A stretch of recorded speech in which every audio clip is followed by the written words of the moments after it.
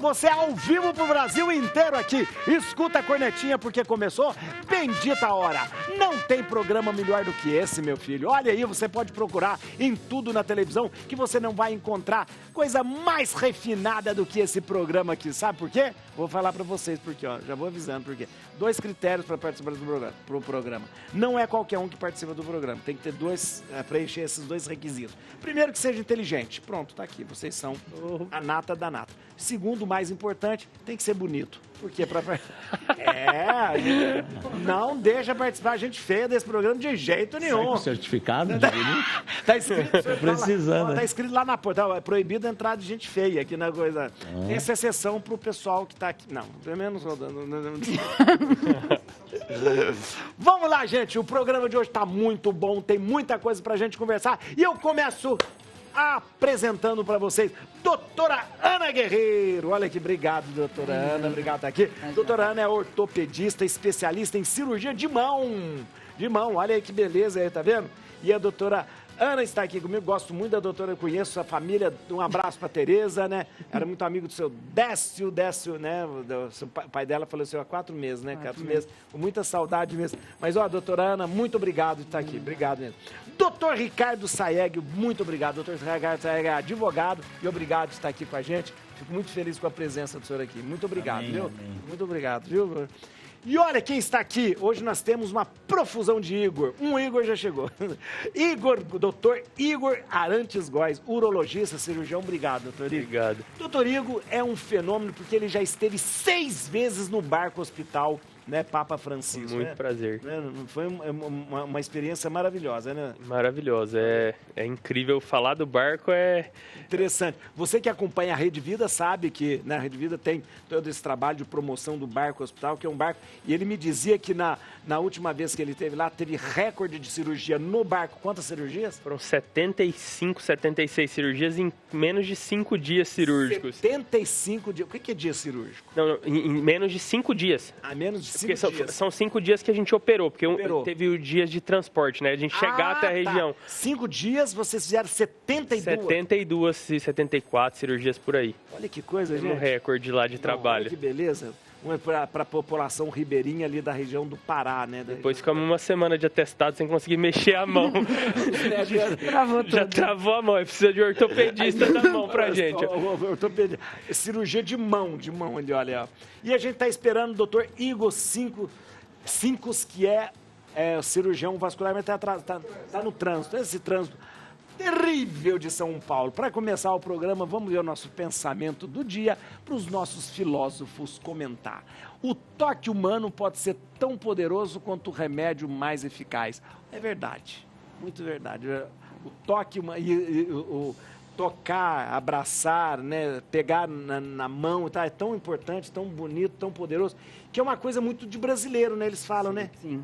Brasileiro que gosta muito de, às vezes, falar, colocar a mão. O estrangeiro não gosta muito, né? Até estranho, quando a gente chega, eles recuam assim, né? Mas é uma coisa muito do calor humano, né? Sim. Agora, me diga uma coisa, o toque é tão importante e diz antigamente o médico, seu pai é médico, né? Sim. Médico antigo, né? Antigo, lá do interior de Minas. Fazia o quê? Palpava, batia. Os médicos hoje não é muito de pegar nos outros, não, né? Diminuiu um pouco, mas lá de casa, se não pegar, a gente toma puxão de orelha, né? Então a gente tem que fazer lá. Não adianta aprender do berço, né?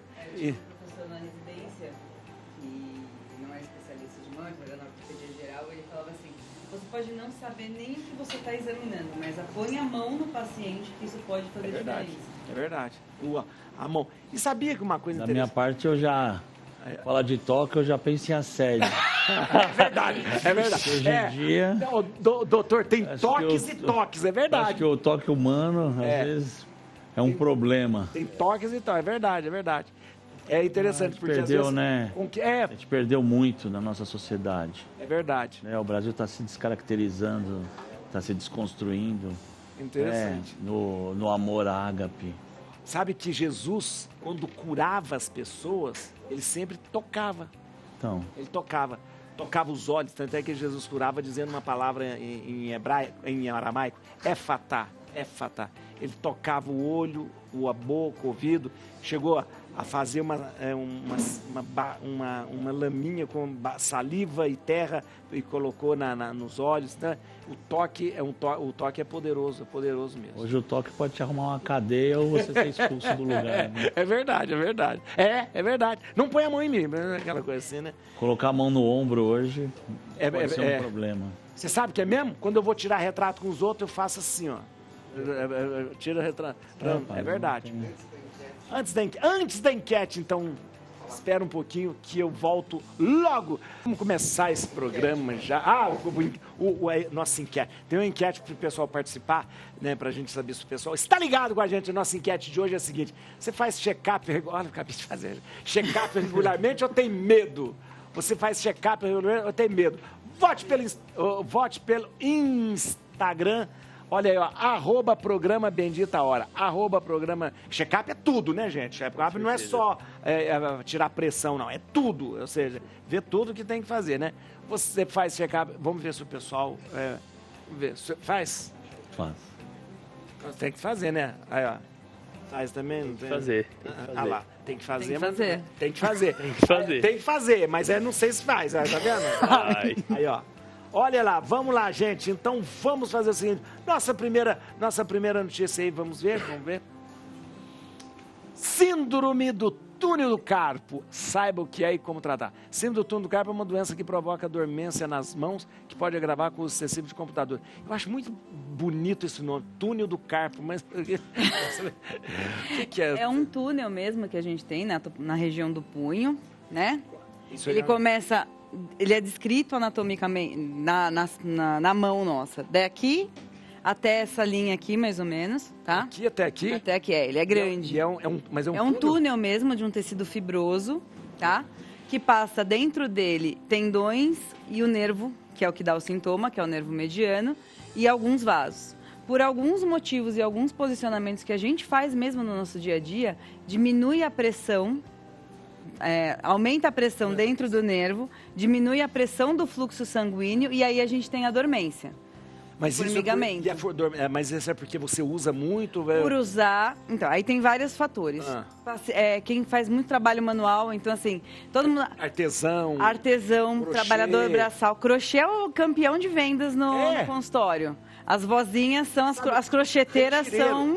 eu não sei como... O pessoal que tira leite lá em Minas a gente chama de retireiro. Retireiro que tira leite é tchap, tchap, tchap. Essa pressão aqui em cima. Essa posição é a posição de flexo-extensão do punho e dos dedos, que também faz aumentar a pressão lá dentro e diminui o fluxo sanguíneo do nervo. Diminuindo a pressão do fluxo sanguíneo, aí você vai ter o formigamento. Que a dormência... E a dormência, principalmente à noite, é descrito muito nas senhorinhas. Não dói, é só mais dormência. Alguns pacientes relatam dor, mas é uma dor de característica um pouco diferente. Não é uma dor pontual, é uma dor mais na mão inteira. E assim, as crocheteiras, as tricoteiras, as bordadeiras... Tem isso. Mulheres, basicamente, também tem mais. E tem algumas pessoas que dizem que a alteração hormonal por causa da menopausa... Você também pode ter. Tem mulher que abre na gestação. E aí a gestação a gente fica meio trucado, porque a gente não tem muito como tratar. Porque não pode entrar com medicação. E aí a gente tem que falar aquela célebre frase, depois que o bebê nascer, melhor. Aí nunca mais melhor. Mas espera aí, tem cirurgia para isso? Tem cirurgia, tem tanto tratamento conservador quanto tratamento cirúrgico. Tratamento conservador é remédio? Conservador é medicação, fisioterapia, acupuntura, para tentar tirar o quadro inflamatório. A fisioterapia pode ser usada? Fisioterapia faz para deslizamento dos tendões, acupuntura. Deve ser. Doutor, tudo bem? Obrigado. Deixa eu cumprimentar o doutor. Obrigado, doutor. Doutor Igor Cincos, vascular. Obrigado, doutor, ter chegado aí. Eu sei que pegou um trânsito enorme aí. Muito obrigado. Obrigado, Quando a doutora fala, ela está falando síndrome do túnel do carpo aqui, tá bom? A acupuntura, eles tratam um pouco mais sistêmico, assim, que ultimamente... Agulha na mão deve ser... a gente tem uma visão um pouco... Acho que a medicina de uns tempos para cá está aumentando um pouco a visão mais geral do paciente. Na mão, a gente tem muitas doenças associadas a algumas características dos pacientes. O túnel do carpo é uma delas. Então, assim, a acupuntura trata o paciente como um todo. Eu sou bem suspeita, porque eu sou uma débita forte de prescrição de acupuntura para os meus pacientes. Olha que bom, viu? E associação com medicação, algumas outras medicações fitoterápicas, porque você tem que pensar que o idoso é sempre polimedicamentoso. Então não pode prescrever muita anti-inflamatória aí que o urologista me ama. Cirurgia, como é que faz a cirurgia nisso aí? A cirurgia tem várias técnicas, tem as pequenas aberturas e as grandes aberturas que a gente fala. As mais antigas, se alguém conhece, alguém que fez, são aberturas bem grandes, às vezes Na a palma da mão? Jesus amado. Que são as cirurgias mais antigas. Hoje em dia a gente tende a uma técnica que a gente chama de mini open, são 3 pontinhos aqui embaixo. Aí vai. E a gente vai por dentro liberar. Tem as endoscópicas, que o pessoal fala que mistura um pouco com a artroscopia, que a gente vai com a liberação por câmera também. E agora está tendo uma nova no mercado, que é guiada por ultrassom. Que é uma muito mais nova. Então. Tem Muita coisa. Tem. Também antes de operar, tem bastante coisa. Primeiro sintoma é a dormência. Dormência, dor, perda de força, sensação de manhã de luva de boxe. O paciente não consegue pegar a caneca, pegar a chaleira para fazer o café. E o despertar noturno. Acordou à noite e fica aquela... Butuar também, butuar. Butuar já é mais para frente, quando você já começa a ter repercussão da parte muscular.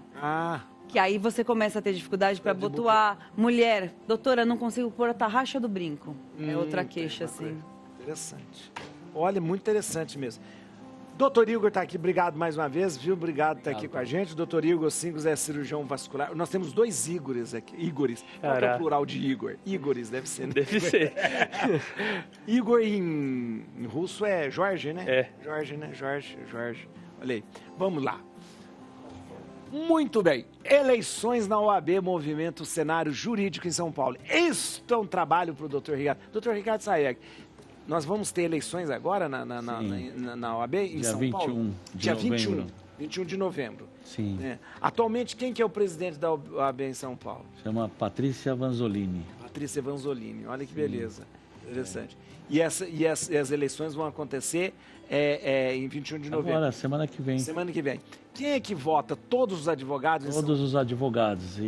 Do Estado? Do Estado, e se Deus quiser, na oposição. Na oposição? É. O senhor é candidato? Sou da Chapa 11. Opa! Atenção, Muito obrigado. Chapa 11. Chapa 11. Pode fazer propaganda na televisão? Pode. Não é propaganda. Não é propaganda, porque a função do advogado, ela não é comercial. Doutor, o senhor falou Chapa 11, mas são quantas chapas tem? Devem ter 3, 4 chapas. 5. A gente, como procura uma campanha propositiva, um debate de ideias e não de pessoas, a gente não fica muito preocupado com as pessoas. Tá. O que a gente vê é que o Brasil e a OAB, o advogado é o porta-voz da população, da cidadania, e o Brasil e a OAB, principalmente nessa condição, perdeu o propósito. Então virou um clube de serviço. Ela tem 350 milhões de orçamento, atende 400 mil advogados, tem em torno de 300 sedes e subsedes. Enfim, São Paulo é um colosso. Os advogados de São Paulo são respeitadíssimos, mas a gente tem que... A gente está no número 500 mil de inscrição. 500 mil de São Paulo? São Paulo, de inscrição. Tem mais do que padre no mundo. Nem todos estão ativos. No mundo todo tem 500 mil padres. Eu acho que é porque Deus é onipotente, onipresente, não é? Onisciente. Então, 500 mil advogados aqui em São Paulo, no estado de São Paulo. Olha, o meu número de inscrição é de 100 mil. E eu não me sinto assim, tão antigo. Não é tão, não é meu, olha aí. Eu tenho 35 anos de carreira. Olha. Outro dia a gente recebeu apoio aí do doutor Pirola, queria até mandar um beijo para ele. 95 anos de idade. Beleza. E 30 anos de inscrição na ordem dos advogados. Trabalha ainda advogado? Trabalha, mandou uma carta de apoio. Seu pai era advogado. Meu pai era 42 mil. Olha lá. O número dele 40, Se não me engano, era 42 Olha aí que beleza. Gente, nossa. 5 dígitos. Eu já estou na fase dos 6 dígitos. Eu queria ter o número 500 mil para ser um jovem advogado de 23 anos de idade. Gente, que demais, olha.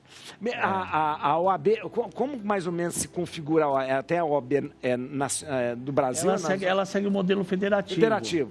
Tem a OAB nacional e cada estado tem sua subseção, tem a sua seccional e cada comarca do estado de São Paulo tem uma subseção. Então, Isso. cada comarca no Brasil tem a subseção ali. E na cidade de São Paulo ainda tem 13 subseções, se eu não me engano. Então, a OAB, ela se estabelece no modelo mesmo de prefeitura, estado e federação. Sei, no mesmo modelo. Isso, mais ou menos nesse sentido. Aqui a gente trabalha com a ideia de comarca, de jurisdição. Sei. Né? Interessante. É bem bacana. É bem bacana. E mais bacana ainda quando a gente recuperar a voz da cidadania, quando a população deixar de ser amordaçada. Porque a OAB sempre é uma voz muito, muito forte. Sempre que tem alguma coisa, alguma opinião que deva ser dada, sempre se vai até a OAB consultar. E quando a OAB fala, tem um peso muito diferente. Então, né? Padre Juarez, a OAB ela precisa retomar essa postura para dar direito, principalmente de liberdade, para toda a população. Né? Hoje a gente vê assim, a gente está até comentando, né? A gente está num momento muito chato, porque as liberdades estão sendo mitigadas, né? Estão sendo manietadas. Você vê, falar que acredita em Deus pode ser politicamente correto, isso não tem o menor sentido, né? Falar que é do bem, né? Eu sou do bem. Né? Eu defendo a liberdade, a família e a propriedade privada. Não, mas isso está fora. Fora do quê? Então, olha que coisa. Fora do quê? Então, esse resgate, né? Esse resgate da gente poder falar abertamente, olha, eu acredito em Deus, eu sou um advogado cristão. O Estado é laico. O Estado é laico, mas claro, eu sou cristão. O Estado é laico, mas é feito de pessoas que têm uma confissão religiosa. E o senhor vê, né? Jesus Cristo, ele foi um grande curador, né? Mas, em 2 João, ele é advogado. É verdade. Então, a profissão de Jesus é advogado. Por quê? Porque a gente intercede, né, em favor desses valores supremos. Que fala em nome. Eu acho engraçado as pessoas quando elas acreditam em alguma coisa, mas não quer acreditar. Aí fala assim, peça o universo. Que universo? Que porcaria de universo é esse?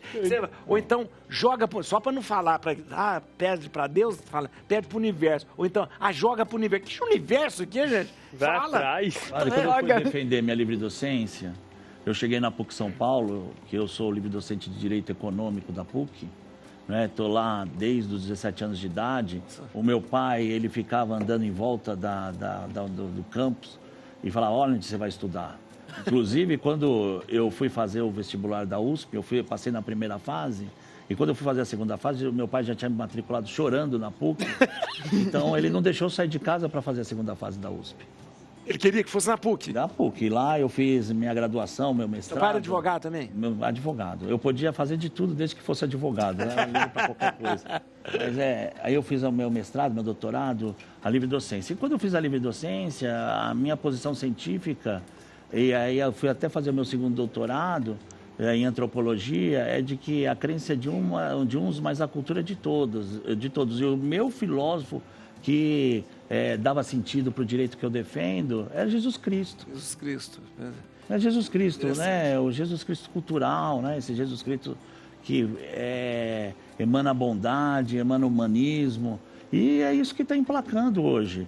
E a OAB, com um discurso que não interfere, que é neutra, na verdade não é neutra em nada. Porque não interferir significa interferir uma posição. No sentido de se omitir. O Martin Luther King falava, né, doutores? O que me apavora é o silêncio dos bons. Então, quando os bons se calam e não defendem as prerrogativas da população, né, mas uma prerrogativa humanista, de poder se manifestar, de tolerância, de irmandade. Por isso que o humanismo é tão importante, porque você pode tomar qualquer opção, desde que ela seja uma opção do bem. Então, o bem passa a ser uma categoria jurídica. Então, ela deixa de ser uma categoria ontológica, ideológica, religiosa só. E uma coisa muito etérea, né? Para ser alguma coisa bastante concreta. Porque o Aristóteles falava, né? O discernimento humano, né, que existe, que torna o homem capaz de separar o bem do mal e de saber o que ele está fazendo, né? O ser humano, o homem não pode mais falar, né? Então, o ser humano. Muito bem, eu pensei que você ia falar assim, o meu filósofo é Jacques Maritain, mas eu falei, nossa... Não. Eu tomei um exame por causa de Jacques Maritain. De volta aqui, deixa eu te falar uma coisa, aqui ó, eles ficaram falando o tempo todo, enquanto eu estava lá com a Márcia, eles ficaram falando o tempo todo. Quer ver? O tempo todo aqui falando. É que chegou Fala o café. na cara aqui, ó. Chegou o café, olha né? O café aqui, ó. Só eu tomando café com açúcar, o único genuíno aqui no café. Existe uma pesquisa, já falei aqui, existe uma pesquisa que a pessoa que toma café com açúcar chega a perder 90% da alegria de viver. Toma sem açúcar. Já era. Vamos lá. Mais uma notícia aqui. Novo tratamento consegue eliminar acúmulo de placa nas artérias. Ai, gente, isso é muito bom. Estudo com nanopartículas apresentou resultados animadores para combater a aterosclerose, doença caracterizada pelo entupimento das artérias. Doutor Igor Sincos é cirurgião vascular. Aqui, esse é o grande problema desse acúmulo de placas nas artérias, né, que a gente tem, porque é uma coisa que a gente não vê, que a gente não consegue notar, a não ser por um exame mais acurado. É um problema mesmo, né? E existe um tratamento que dá para eliminar isso, doutor? Ou a famosa academia, parar de comer gordura, né? O senhor já sabe tudo, né? Não. Isso é muito ruim. Fala assim, não, você tem que parar de comer torresmo. Pelo amor de Deus. É um tratamento mágico, né? Mágico. Café sem açúcar. Né? Café sem açúcar. Bom, então é o seguinte, a aterosclerose é o processo de envelhecimento e enrijecimento das artérias, dos vasos. Ninguém vive 200 anos. Isso. Nosso corpo envelhece. Se você tem hábitos ruins, você acelera esse processo de envelhecimento. Obesidade, tabagismo, sedentarismo, diabetes, colesterol alto. Isso vai formar a famosa aterosclerose, que são as plaquinhas. Nas Essas placas são de quê? É cálcio? O que é isso? Ela começa com deposição de colesterol, um aspecto inflamatório também. E conforme vai passando o tempo, o organismo vai tentando reagir e muitas vezes ele calcifica. Calcifica, tá. Aí você vê o cálcio, né? É uma forma de proteção. Então, nesse estudo, foi feito um estudo em animais, em porcos, em suínos, onde existem várias partes que você pode utilizar de modulação das próprias células do corpo para tentar destruir o colesterol. Existem uma forma, chama esferocitose, onde você ativa os macrófagos, são as células de defesa, onde elas vão destruir essas células de gordura. O problema é que a maioria desses estudos mostram que elas destroem as células de gordura, mas também as células sanguíneas e causam anemia. Nesse estudo específico, eles usaram nanotecnologia, nanopartículas, para ativar nos porcos, especificamente o macrófago que destrói as células de gordura, né, a deposição de gordura, e não causou anemia nos porcos. Mas por causa da técnica com o nanopartículas? Então, parece ser algo promissor, que precisa ter teste, né, em humano, uma série de fases, né? Essa é uma fase que saiu do camundongo e foi para uma fase 2, que é numa fase em porcos, né? Porcos que é bastante... O porco é muito parecido com o humano. Com a gente, né? Muito parecido. Então eles testaram, parece que foi bom resultado, animador, mas está longe disso chegar para a gente na vida real. Qual que é a diferença dessa técnica, para esses remédios que a gente tem para colesterol, vastatina e tal, as estatinas, essas coisas? Então... E, doutor, como é que age? Porque todo mundo está falando do tal de Monjaro.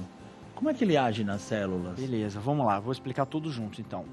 Quando você já tem a placa de colesterol, você não consegue dissolver ela e tirar ela.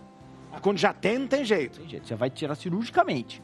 Então, eu estava indo numa cirurgia, né, me atrasei porque demorou um pouquinho, uma cirurgia na carótida. Você vai lá e abre e arranca a coisa. E tinha mesmo? Tinha. Aí você tira a placa, fecha e aí volta o sangue perfundir para o cérebro, o paciente evita um AVC, um derrame.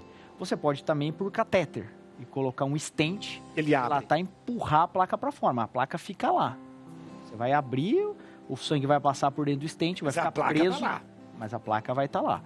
Essa tecnologia com nanopartículas, a princípio é uma forma de tentar tirar essas placas, tá? Quando a gente usa rosuvastatinas e estatinas, a gente vai baixar o nível de colesterol muito para que não ocorra mais depósito. Para que não ocorra, mas ele não vai tirar aquilo que está lá já. Não, vai continuar lá, pode piorar, então você tem que controlar. Então, pacientes que... Todo paciente que você identifica uma placa de aterosclerose no corpo é um sinal de alerta e deve ter muito cuidado com esse paciente, porque nos próximos anos essas placas vão evoluir se ele continuar com os mesmos hábitos. Então, se você espera um resultado diferente, você tem que tomar atitudes diferentes, né? Se você tomar a mesma atitude, você vai ter o mesmo resultado. Então, basicamente, o estilo de vida entra nessa situação. O paciente tem um diagnóstico, ele precisa entender que ele precisa entrar no programa de atividade física. Exercício. Melhorar a dieta, comida, controlar a pressão, cuidar do diabetes, parar de fumar, dormir bem, se hidratar. Então é aquela que a gente sempre fala toda vez. O Mounjaro, esses medicamentos, eles são muito bons porque eles fazem o paciente perder peso, então você já está num déficit calórico, né? Você acaba comendo menos. Então, o Ozempic, né, o Ribelsus, todos esses remédios. Nós sabemos todos os nomes. Isso.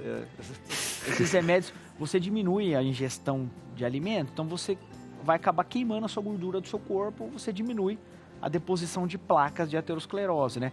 E eles são remédios muito bons para o diabetes, né? Pacientes que têm diabetes têm um benefício muito grande desses novos medicamentos. E tem mudado, né? Nos Estados Unidos, eles têm mostrado que mudou até o acesso à saúde lá. Realmente tem diminuído, tem dado um grande impacto na saúde quando você consegue utilizar em larga escala e realmente controlar. Porque hoje é um problema de saúde pública, né? Mas eu não entendo a relação do diabético com o infarto, com esse... O que acontece? O diabetes tem muita glicose circulando no corpo, em excesso. A glicação das proteínas, ela causa um processo de aceleração da morte celular. Então, o indivíduo que tem glicemia muito alta, ele vai acabar tendo uma perda celular precoce. Ele acaba alterando um processo inflamatório, inflama cronicamente. Você transforma muito da glicose em gordura no corpo porque tem excesso. Então, o organismo vai... esse excesso tem que ir para algum lugar. Se não está indo para o músculo, não está indo para o cérebro, acaba entrando no tecido adiposo. Então você tem mais glicose sendo convertida em células. Essas cardiovasculares está ligada diretamente com a questão diabetes. Quanto mais gordura você tem no corpo, quanto mais glicose você tem no corpo, mais lesão celular você tem nas células sanguíneas. Por isso que tem que tirar o açúcar do café. Então... Isso não tem nada a ver. Isso não está em pauta aqui hoje. Coca-Cola normal já é um grande... Já está isso mesmo. Olha que interessante que o doutor começou a falar. Uma coisa que eu falei para eles que eu tinha antes de vir no programa, passei no médico. A minha médica, a doutora Alessandra, falou assim para mim: você tem que entender uma coisa, que a gente envelhece. A gente consegue não envelhecer por fora, mas por dentro envelhece. E a gente vai mudando. A fisiologia vai mudando. Composição corporal, né? Posso falar uma coisa que eu aprendi muito interessante? A tal da preferência temporal, né? Então, o sucesso pessoal, familiar, amoroso, financeiro, mas também de saúde, está na preferência temporal, onde você consegue abrir mão do ganho imediato para o benefício futuro, né? Isso. Então, você deixar de comer um doce hoje, você está tendo uma recompensa imediata, né? Mas se você sabe que está te fazendo mal, você consegue pensar no futuro, né? É interessante, uma coisa que eu sempre brinco aqui, sempre que a gente recebe os médicos, a gente roda e sempre cai, eu chamo de Santíssima Trindade, sempre cai na Santíssima Trindade. Comer bem, exercício físico e dormir bem, sempre. O Rodolfo, a conversa está tão boa que nós estamos... Vamos lá. Novembro Azul, mês de conscientização sobre a saúde do homem. Isso é muito bom. Nós tivemos um mês passado, Outubro Rosa, e agora nós temos o Novembro Azul, que é sobre conscientização sobre a saúde. Tudo. Não é só o câncer de próstata que refere-se à saúde do homem, né? Exatamente. Assim, é muito importante a gente trazer essa pauta, porque o homem vive 7 a 8 anos a menos do que a mulher. Por que isso? Porque, assim, são vários fatores, né? Primeiro é a síndrome do herói, né? O homem acha que nunca vai adoecer, existe a masculinidade frágil de pensar, eu nunca vou ter doença. E aí, a mulher, quando ela sai do pediatra, ela vai para o ginecologista. A criança, né? E o adolescente já começa no ginecologista. E o homem não. Ele sai do pediatra, a criança, espera ter uma doença para ter um evento, para depois aquilo que o senhor estava falando, de a gente esperar ter alguma coisa para procurar a saúde. E por que não já procurar antes, né? Então, a campanha começou com o Novembro Azul para prevenção de câncer de próstata, mas aumentou muito mais do que isso, né?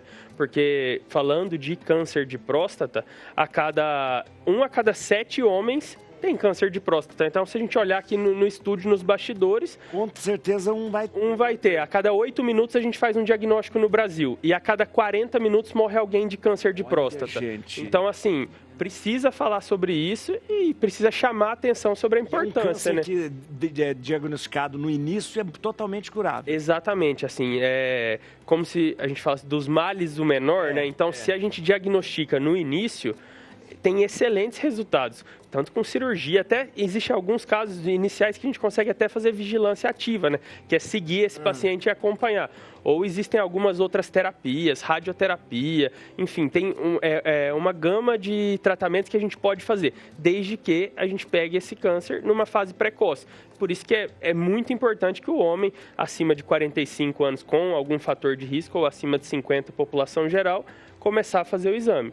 O exame é o exame de toque, o exame o PSA. O PSA e o toque. O ultrassom e o ultrassom.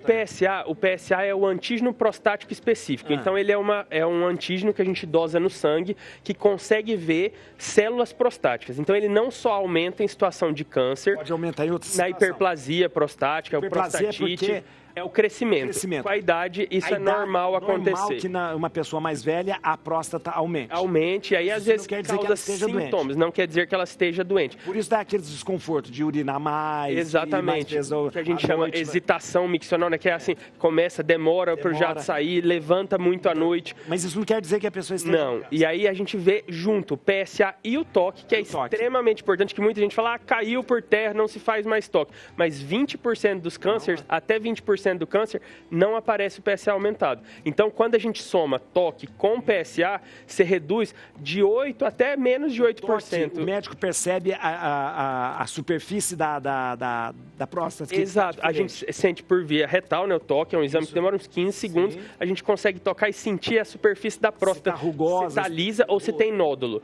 Dá pra sentir por ali. Dá pra sentir se tiver algum nódulo ou se o PSA tiver alterado, a gente tem que lançar mão daí de uns outros exames. Talvez uma ressonância, uma biópsia, alguma coisa assim pra gente, porque sugere que o paciente possa ter alguma alteração e aí talvez um câncer. E ainda, porque eu acho tão ridículo a piada que tem sobre isso, ainda existe preconceito em relação ao exame do toque? Existe muito preconceito e é isso que, até esses dias a gente tem uma rede social lá que chama Pendura o Jaleco, que eu fiz um vídeo assim, que a gente estava um pouco revoltado, até que fica chateado, por quê? Porque às vezes quando você pega um paciente que você tem um diagnóstico tardio de câncer, te chateia, porque você fala assim, aonde que a gente errou como sociedade, né? Sim. O que está errado? Que masculinidade frágil é essa? Porque a pessoa às vezes não quis fazer o toque. Eu até brinco, falo assim, você acha que eu acordei com vontade de fazer o toque? Não, a gente faz porque a gente quer diagnosticar o câncer na fase precoce para te tratar o mais rápido possível. Mas é uma coisa meio de machismo estrutural, exato. Coisa assim, e bastante de ignorância mesmo. E muita gente às vezes morre por causa dessa ignorância. Por ignorância, e acho por isso que é importante, até muito obrigado pelo espaço aí, para a gente conversar um pouco e tentar conscientizar a população, que precisa se cuidar. A idade é um fator de risco para o câncer de próstata, por isso que a gente fala que a gente tem que fazer os exames e se o paciente também tem câncer na família. O check-up começa com que idade? Se o paciente tem um fator de, por exemplo, já teve familiar com câncer de próstata ou paciente de etnia preta e parda, tem que começar com 45 anos. População geral, sem esses fatores de risco, 50 anos. Fazer o check-up da próstata. Meu irmão tem câncer de próstata, operou, tirou a próstata. E eu faço, e justamente por causa disso, o meu urologista, eu faço regularmente, 2 vezes por ano o exame de toque para que eu possa garantir que não tenha nada. Por exemplo, é uma curiosidade minha. A gente sabe, por exemplo, câncer de mama tem relacionado a alguns cânceres, não ao lado masculino, por exemplo, câncer de estômago e câncer de mama, alteração de BRCA1 e 2.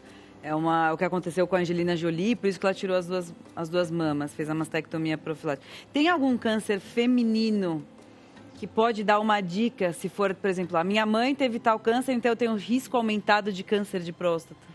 Hoje em dia tem alguns estudos que estão tentando ver a relação do câncer de mama ou de câncer ginecológico com câncer de próstata. A gente ainda não teve nada assim muito certo, comprovado, mas eu acho que em breve consegue alguma coisa com essa imunoterapia, com a advance que a gente tem de tentar individualizar tratamento. Talvez a gente consiga nesses painéis genéticos, a gente conseguir achar alguma correlação mais robusta para indicar mais. Sim. Por enquanto, não. Vou lá. Olha, o pessoal está participando, eu não estou conseguindo falar, mas aqui ó, tem um comentário aqui. Darlane falou assim, boa tarde, doutor Igor simplesmente o melhor vascular. Olá. Ó. Aê! Obrigado, né? Se ela pudesse, se ela colocar Dr. Igor, simplesmente o melhor médico, a gente não ia saber. Aí já podia ser pros dois, ó, tá vendo? Atenção, o programa vai terminar às 4h15, mas aí eu sempre escolho alguém para escolher uma música pra gente terminar o programa. Como eu sempre escolhi da minha cabeça, aí o pessoal começou a falar, você tá escolhendo sempre as pessoas. Então eu fiz um sorteio para saber quem vai escolher a música que vai terminar o programa de hoje. Vai ser Dr. Ricardo Sayeg, vai falar pra gente que música que a gente termina o programa hoje. Fala uma música da sua vida. Qualquer uma música da sua vida. Grandes coisas estão por vir, do Fernandinho. Grandes coisas estão por vir, do Fernandinho. Vai. Quem que tá lá, o Rodrigo? Matheus, grandes coisas estão por vir. Você arruma essa música, Matheus, aí que a gente vai terminar o programa de hoje, tá vendo, ó? Tá certo? Vamos pro intervalo, a gente volta rapidinho, é rapidinho mesmo, vamos lá. Tá aqui na Rede Vida, ao vivo pro Brasil inteiro, Dr. Ricardo Sayeg, Dr. Ana Guerreiro, Dr. Igor Cincos e Dr. Igor Arantes. Esse lado é o lado dos Igores. Vamos lá, gente, vamos muito bem. Vai mais. Passar muito tempo com o celular pode prejudicar as mãos? Saiba como. Dores acontecem somente pelo uso errado do aparelho, tanto pela forma de segurá-lo, quanto pelo número de horas de gasto digitando. Gente, se você ver, o celular só veio trazer miséria para o mundo, sinceramente. Olha, sempre não adianta. Eu sempre falo, né? Olha ele aí. Olha aqui, e olha aqui a maçãzinha do pecado. É, o símbolo do pecado. É verdade, tá? Dói. A gente reparou isso muito na pandemia também. O pessoal ficou muito tempo. Tem alguns trabalhos mais antigos, logo no começo do celular, já falando do aumento da tendinite do polegar. Essa aqui por causa de digitação. Já atendi paciente no PS que digitou e-mail no celular, veio com o dedo travado. Que isso? Ele estava trabalhando, começou a digitar de tanto digitar. E parou. E muito por causa do posicionamento de como segura o celular. Assim, ó. Assim. Sim. Olha aí. O apoio do indicador. O indicador fica aqui. Fica. Muito comum. Não só uso de celular, mas assim, uso de notebook. Agora muita gente home office ainda, né? Que não tem o teclado adequado. Então, assim, tendinite de punho com notebook infernal. Que absurdo, mas o uso precisa ser muito excessivo para chegar a esse ponto. Que com o home office, assim, aconteceram várias coisas, né? As empresas, num primeiro momento, forneceram muitos notebooks para os pacientes, né? Para os funcionários. E, às vezes, não tinham um local adequado para trabalhar. O local, a cadeira, a cadeira, o apoio de punho. Então, muita gente trabalhava na cama, trabalhava de qualquer jeito. Sem ergonomia, tanto que depois de um tempo, se não me engano, depois do primeiro ano de pandemia, a Oswaldo Cruz, o FCC, a Fundação Carlos Chagas, soltou uma NR, que são normas regulamentadoras que regulamentam todo o ambiente de trabalho. Nós, da área da medicina, a NR do sapato aberto, do brinco, tudo, fizeram para home office. Mas, assim, o que eu pego de paciente de tendinite e cada vez mais novo.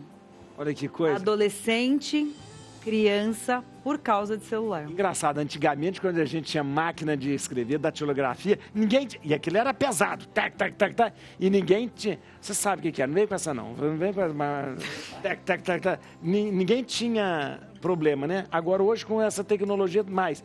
Só que velho, a pessoa mais... A pessoa jovem faz assim, ó. Agora, os velhos é aqui, ó.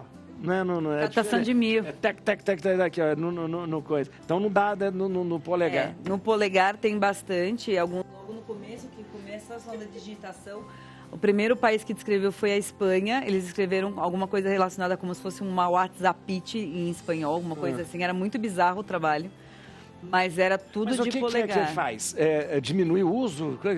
Normalmente, quando eu pego um paciente com uma tendinite muito importante que está alterando as outras coisas do dia a dia dele, eu falo assim, filhote, áudio, tá? Isso. Esquece. Não. E agora, sabe o que eu faço? Eu nunca digito, de verdade, eu acho muito chato de digitar. Eu tenho aquele recurso que eu ponho aqui, falo e ele digita. Só que engraçado. Sabe umas palavras que não tem nada a ver, mas... O senhor falou do toque, né, no começo do programa, que estrangeiro não está acostumado. Estrangeiro não está acostumado a usar áudio de WhatsApp. Não tá. Eles acham muito estranho. E assim, depende do país que você é SMS e é só digitação. Olha que Eles interessante. acham que você está invadindo uma privacidade, Exatamente. mandando um áudio. O meu celular está escrito, não me passe áudio. Porque não adianta me passar áudio. E todo mundo passa. Mas agora tem um negócio, o Rodolfo me ensinou, que ele transcreve. Porque a coisa mais incômoda do mundo, por exemplo, tem gente que passa áudio, às vezes aqui, eu estou fazendo programa, passa áudio. Como que eu vou escutar? Aqui dá para dar uma olhadinha e ver o que é, né? Que a pessoa falou, se for urgente ou não. Né? Agora, como que eu vou escutar áudio? Tô às vezes, atendendo gente na paróquia. O celular iluminou, eu vejo se é uma coisa séria. Se é o Dom Dilo, se é alguma coisa assim. Não. Aí, agora, passa um áudio. Quando é áudio de 6 minutos, não, por que não me ligou? Então, é verdade. Mas o melhor recurso é 2 vezes a velocidade. Meu Deus, olha. Adoro. 4 vezes. Bom dia. 4 vezes. Fica, não, mas então, não sei o quê, ficar lendáriando. Mas tem gente que conversa assim, eu vou falando, eu passo áudio pra você, aí você responde pra mim com áudio. Aí eu passo áudio pra mim. Por que você não ligou então? Já resolve. Um tal de troca de áudio pra lá, troca de áudio. Gente, aqui ó. Polícia Federal investiga explosões na Praça dos Três Poderes como um ato terrorista. Doutor Ricardo, o Brasil ficou assim abismado com o que aconteceu ontem com aquela explosão que teve. Inclusive ele acabou morrendo justamente porque ele tinha os explosivos junto dele. Então, eu queria a opinião do senhor, e eu queria também pode todo mundo comentar aqui, mas é um ato terrorista, é um lobo solitário, é algo maior? O que o senhor acha? Eu acho que a gente está num momento de inversão de valores. E as inversões de valores propiciam esse tipo de coisa. O Brasil nunca conviveu com isso. Nunca, é verdade. Isso não existia. E hoje, ato terrorista é invadir prédio público em pleno domingo. O pessoal lá do 8 de janeiro. Aquilo que não é terrorismo. Isso aí sim. A verdade é que nós estamos enfrentando aí, estamos sob a ameaça de um narco-estado. E as pessoas de bem estão intimidadas, estão recolhidas. O Brasil do bem não se impõe. E ele não se impõe justamente porque a palavra do bem a força do bem, a arma do bem é a palavra. É a conciliação, é o humanismo. E parece que a gente está abrindo mão disso. Isso não pode mais acontecer. E a Polícia Federal tem que agir. Os agentes de segurança devem agir. E eles vão agir como? Se eles não têm direitos e os direitos humanos são deturpados, não é? Me desculpa por essa captura por parte da esquerda, que efetivamente quer desmilitarizar a polícia. Eu acho que basta falar isso para mostrar essa inversão que está acontecendo. Como é que uma pessoa tem acesso? Como é que uma pessoa pode transitar livremente? Como é que ele pode se autoexplodir? Com nível de sofisticação... A intenção dele era entrar no Supremo Tribunal, né? E aí fazer a explosão lá dentro. Né? E com o nível de sofisticação, o nível de sofisticação mostra que não pode ser um ato isolado. Porque ninguém consegue estar com esse aparato sem estar com algo por detrás. E me desculpe, eu não acho que talvez fosse até uma coisa plantada para gerar atenção num determinado sentido, quando o sentido era absolutamente outro. Eu sinceramente, eu não vejo dessa forma. Eu acho que a Polícia Federal está de parabéns, a nossa polícia é uma das melhores do mundo. Efetivamente, os direitos humanos eles estão sendo deturpados pelos direitos dos humanos. Não é? Ele não é o escudo do crime, ele não é o aparato jurídico dos criminosos. Padre, eu estudei muito na perspectiva crítica o aparato jurídico do nazismo. E a gente está se aproximando demais nisso, na medida que está todo mundo intimidado. Hoje em dia você está intimidado até na manifestação da opinião. Então, antes você estava intimidado, recolhido dentro de casa, você está próximo de um narco-estado. Eu acho que muita coisa tem que mudar nesse país. A gente tem que resgatar muita coisa. A gente tem que resgatar os propósitos nacionais, a gente tem que resgatar a cidadania. Hoje, falar de moral e cívica é ser demodé, Tem nada a ver. Hoje falar de ser cristão é proibido. É verdade. É proibido. Pelo menos questionado, né? Pelo menos questionado, o Supremo está aí para julgar os símbolos religiosos. E não ia ter esse julgamento essa semana. Pois é. Vai ser semana que vem, eu acho que é. Semana que vem, se vai poder ter símbolo religioso ou não. Isso é interessante. É bom trazer esse no questionamento. Vamos ver aqui, ó, gente, mais uma coisa. Incontinência urinária não é um mero detalhe do câncer de próstata. Ela pode surgir como consequência do tratamento e não deve ser menosprezada. Há maneira de recuperar o controle da micção e viver melhor. Então, doutor, essa coisa muitas pessoas sofrem. Eu falei do meu irmão, que tem um problema sério por causa da cirurgia, que veio decorrente da cirurgia, com incontinência urinária. A uretra e a região do esfíncter ali urinário é muito próximo, está praticamente junto com a próstata, né? Então isso é uma consequência desagradável que pode ocorrer pós-tratamento de câncer de próstata.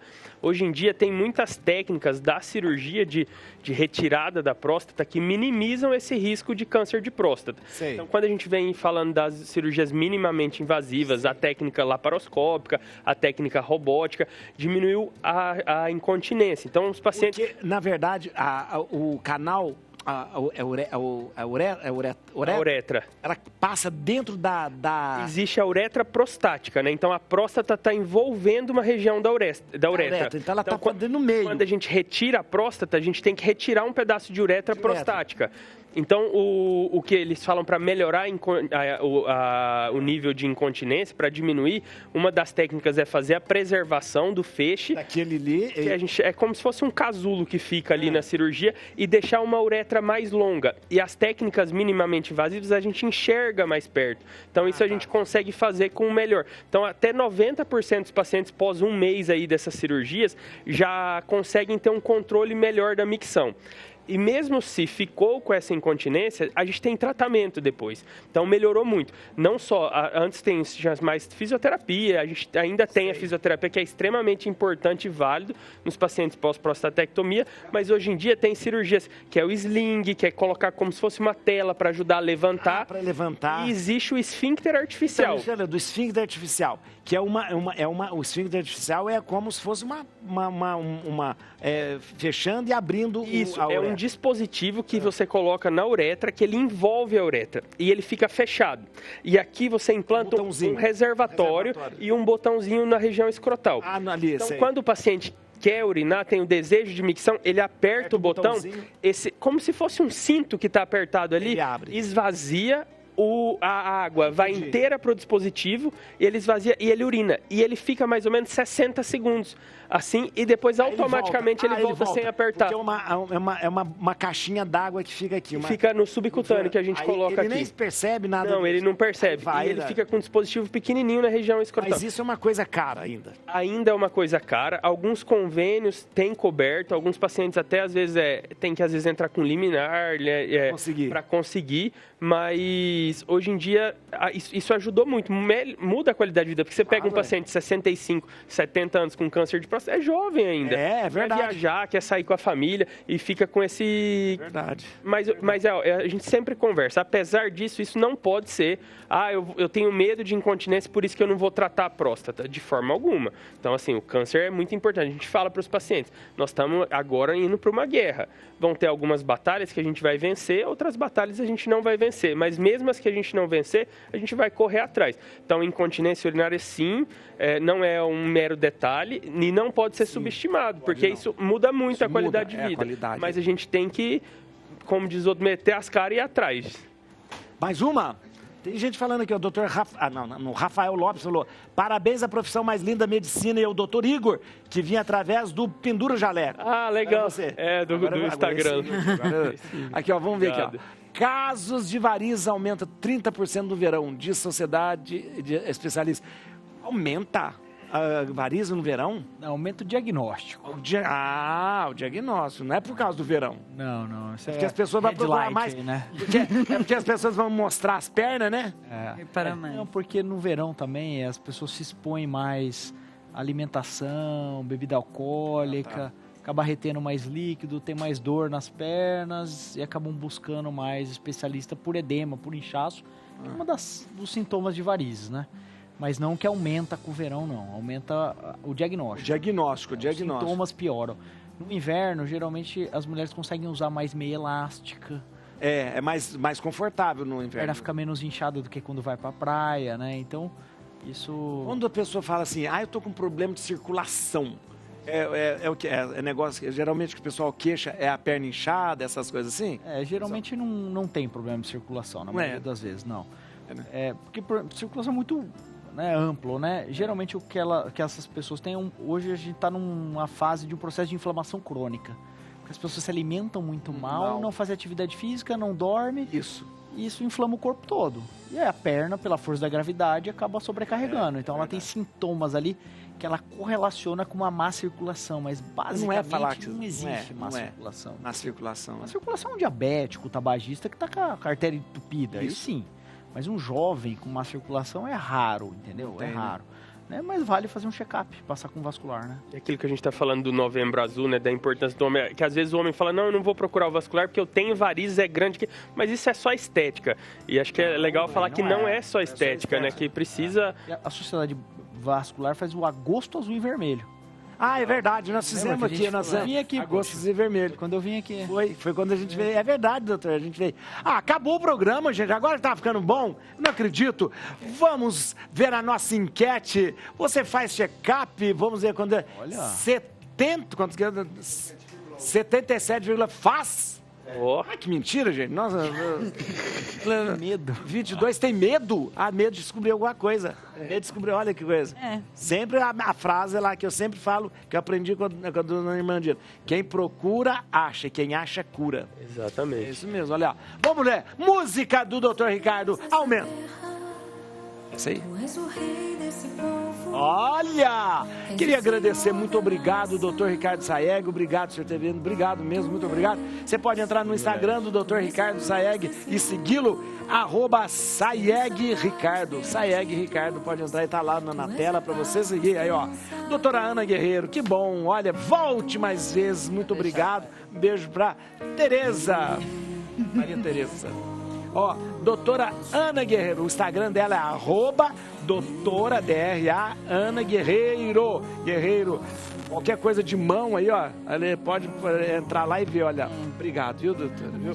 Doutor Igor Cincos, obrigado, viu, ter estado, muito obrigado mesmo. Eu acho muito importante esse trabalho de vocês, médicos, advogados, de expor do tempo de vocês para esse trabalho tão bonito para tantas e tantas pessoas.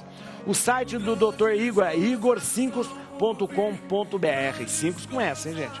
E o Instagram do doutor é @drigor_cincos. Dr. Igor _cincos. E @clínica endovascular. Obrigado, doutor. E obrigado, doutor Igor. Doutor Igor aqui, ó. No Instagram, Dr. Igor Góes. @Igor Arantes Góes, tudo junto, Igor Arantes Góes. E no Instagram, Pendura o Jaleco. Pendura o Jaleco, Pendura o Jaleco. Obrigado pela oportunidade, sempre um prazer a gente falar ainda de um tema tão importante. Obrigado. Muito obrigado. Olha, aumenta o som porque acabou o programa. Grandes coisas vão acontecer nesse lugar.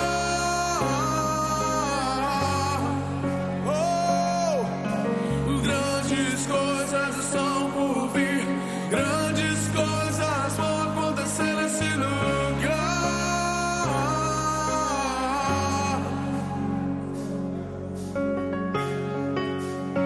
Tu és o Deus dessa terra.